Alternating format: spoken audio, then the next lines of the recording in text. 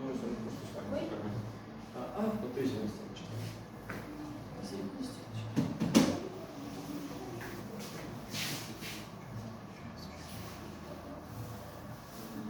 Ручку просто ставим перед собой.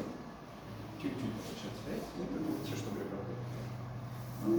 Она точно ничего не делает, она максимально наедет солнышко, даже лет 5 минут. Ну, если что, сотрудник, она может чуть-чуть попробовать скушать.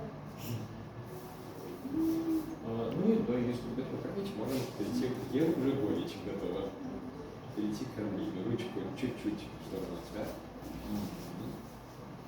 Делай уши, не протяну, пожалуйста. Ей всегда хочется кушать. Я не хочу выиграть. Я спробую, иди.